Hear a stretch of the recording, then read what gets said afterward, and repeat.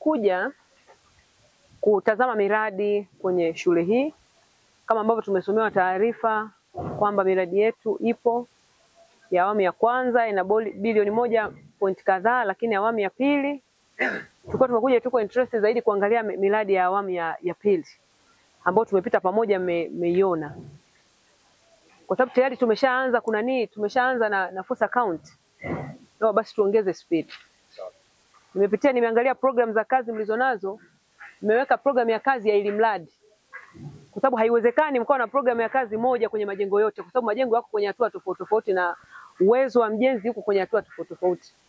Program ya kazi hamuipangi nyinyi, mnashirikiana naye. Yeye anasema anamaliza wapi na hivyo na hivyo. Sawa?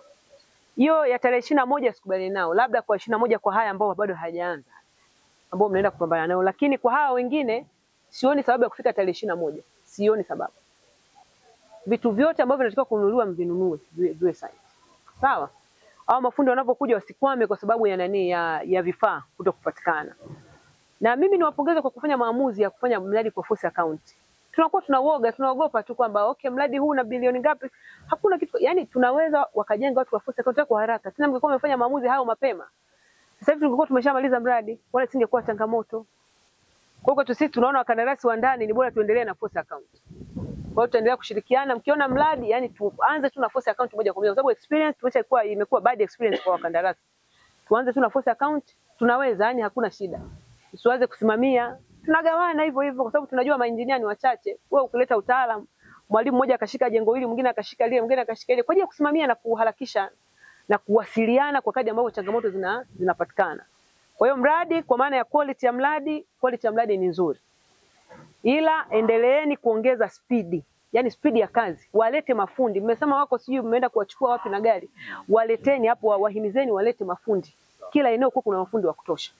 Hapa tunafanya haya kwa sababu ya advance, si ndio? Advance inatakiwa kuanza mwezi wa ngapi?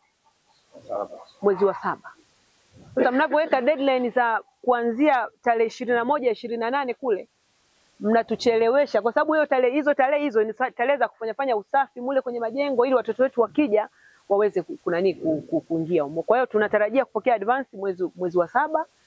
Deadline za wao kumaliza kuanzia tarehe 15. Wao wamemaliza, muda mwingine unabaki wa kufanya usafi ili watoto wetu wakija wakute mazingira yako vizuri.